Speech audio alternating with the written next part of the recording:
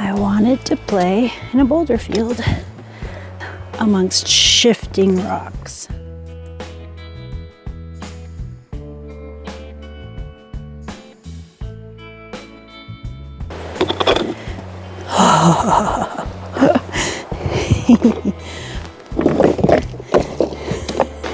Wow. What a beautiful day in the Boulder neighborhood. And I'm really enjoying this Rewilding Tarot series that I've got going, because there's nothing like experiencing the elements right up in your face.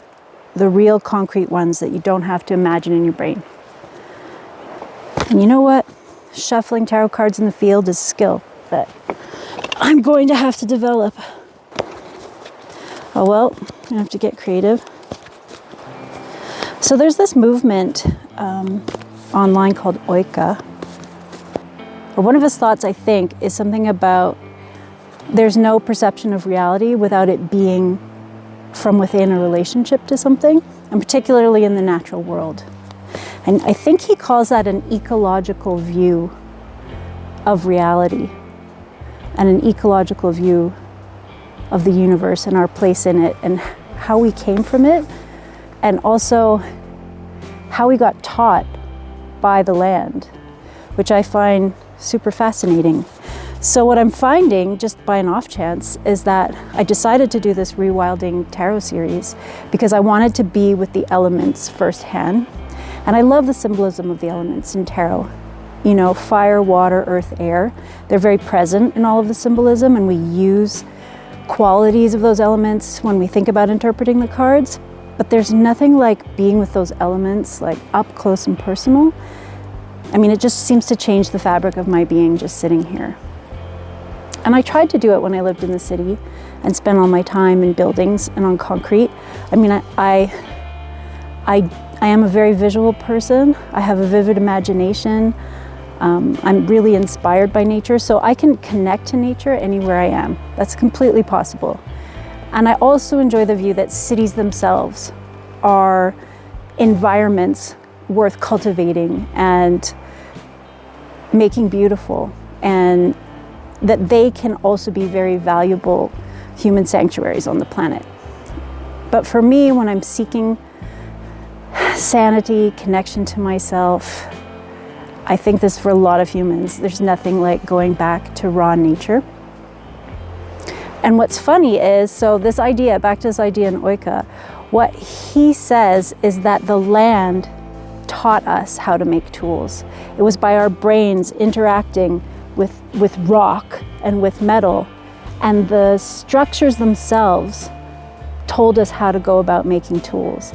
And I kind of feel that way with this Rewilding series, is that I came to be present with the elements, and it's inspiring me with new ideas about the elements. So I brought us here today to a talus field, which is a rock slide.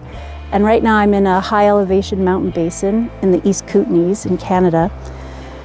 And you know, when we think of earth and tarot, we think solid, we think manifestation, we think 3D real world. But there are pieces of earth in the world that are always shifting, like this place. And it's just expanded my definition and my view of my experience of earth and what maybe some of the earth tarot cards are saying to us, depending on the story and the context. Back to learning how to shuffle cards in the wild. Aha! Did it. This is a reading from Shifting Boulders.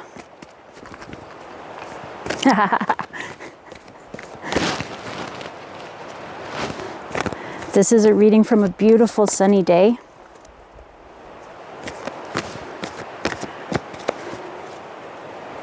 Sun comes, sun goes, seasons come, seasons go. Sit in a cold boulder field and you'll appreciate it. Timeless Wisdom 101. Oh, when the cards get jumpy though, it usually tells me they're ready to read. Okay, I think they felt it.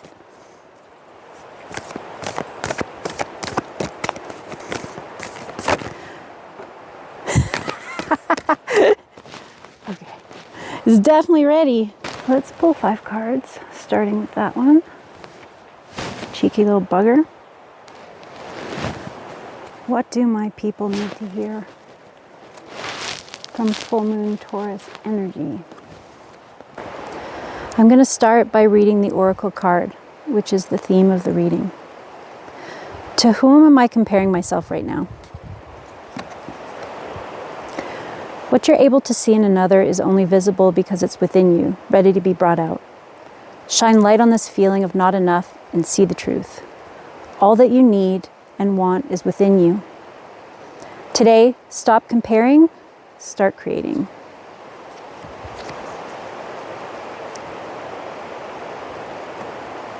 I sense longing from this reading.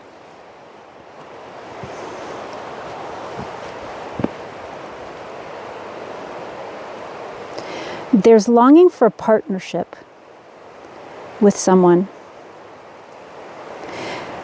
There's a conflict within you because you have a very strong vision that you're very confident in. You're very excited by, and there's a real piece of you that's willing to go it alone and charge ahead against the odds, against what people might say.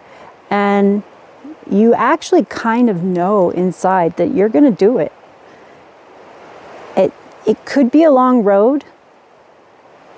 It definitely could be a long road, and there's some skills that you need. So maybe that's why you're still looking to other people, is that you are a bit of an apprentice with this desire that you have to pursue.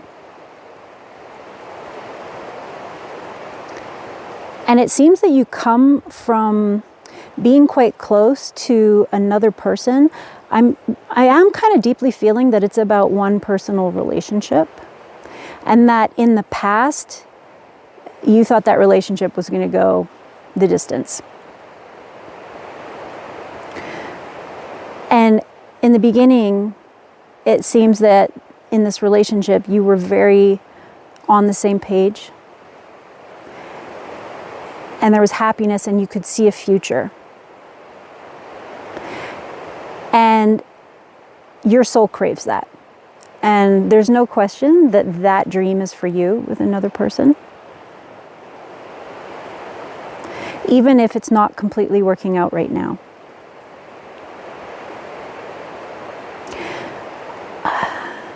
I think inside you're definitely grieving that future you once planned for yourself with this person is not panning out the way you expected. You're grieving that you guys have a difference of opinion. You're grieving that you have a different vision. You're grieving that you irritate each other, because you know if they could just see your point of view, if they could just get excited about your vision, that you guys would live happily ever after, that they would be your partner in crime. Done. Joy for the rest of your life. And I know that can sound like a kind of fairy tale message, and I don't think that happens for everybody, and I don't think that every relationship needs to end like a fairy tale for that relationship to have been really, really valuable, really deep, really meaningful in your life, and to have changed the direction of your lives for both of you. So I don't say that lightly in some fairy tale kind of way. I think your soul actually could go the distance with the right person. But you guys have to be on the same page. You're a very driven person. You've got strong visions, and you need someone to be your companion on that journey. Not someone who's fighting and resisting and has a totally separate vision that they need you to join. And maybe that could feel a little selfish. I think there's something there about worrying that you're a bad person if you strike out on this vision, against all odds, leaving some people behind. That's definitely a grief scenario.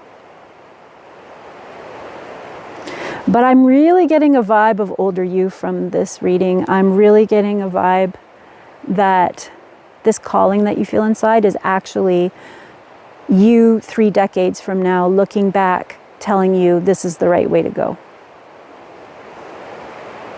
And also because the Nine of Cups is in the card place that I use for what some people call your higher self, your wise self, I'm going to call your hag self. Your hag self is that kind of happy in the future with someone. I see you older, gray-haired, and quite close to someone. So this moment right now where you might need to go it alone for a little bit is a bit of a blip. But I'm not sure that I don't think you're breaking up with someone.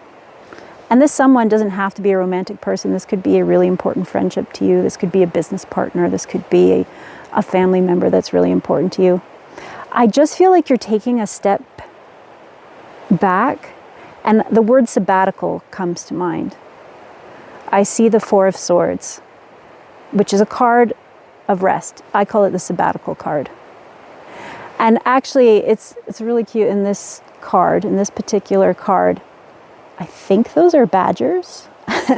But this person is at a canvas bell tent in the autumn woods, just like I am now. And they're taking a rest. And there's these 4 badgers all curled up together. And that just gives me the vibe of being with your tribe. Curling up. I once saw, I think it is cheetahs. And cheetahs all just kind of pile in together. Well, the mother cheetahs are single mothers, but the male cheetahs get to all hang out in gangs, and they all pile in together to sleep at night. And it just feels like the coziest vibe, that you're so close and so intimate with people that you just curl up in a warm ball with them at the end of the day. And because these badgers are underground, it's like you're incubating that possibility for yourself of really finding the person that you can curl up with close at the end of the day and feel them warm next to you and go to sleep next to them, all cozy and drowsy and secure feeling, and then wake up refreshed to their happy shining face. And I mean, I know that is just a dream. I'm painting a beautiful dream. But I really think this is possible for your soul, and your soul is trying to redirect you onto the right path towards that possibility.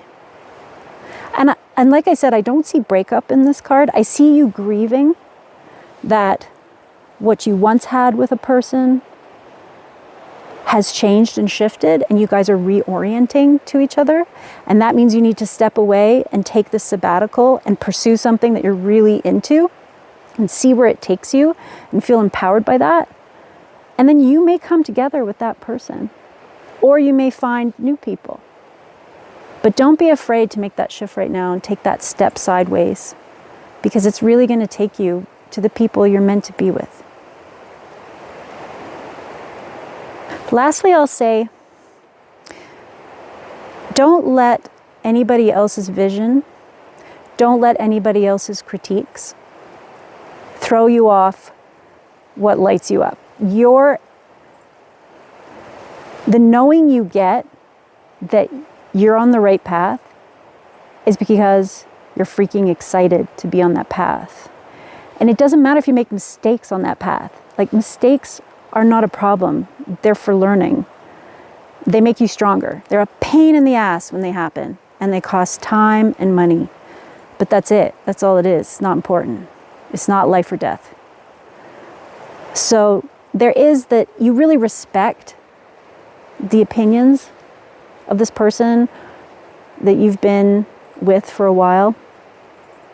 And they have a totally other vision, and their other vision could be completely valid. The problem is it's conflicting with yours, and they want to feel secure in love, so they want you to say they're right. And you can do that. You can tell them they're right because you mean it, and you know it's right for them. So the thing itself, the vision itself, the opinion they have is not the issue. It's not that you're like, you're totally wrong, and that's not a possibility. It's just not a possibility for you. It's not the right possibility for you. So you don't have to shit on them, because I see that there could be some conflict and some arguing going on, but you don't need to engage in that. You just need to step back, honor what they say and what they want, and say, my soul is calling me a different way. And I love you, and I want you to have what you need. And I know you love me, and you want me to have what I need. So let's just take a break, pursue our paths, be in contact, be with ourselves, and come back together if it makes sense at a later time.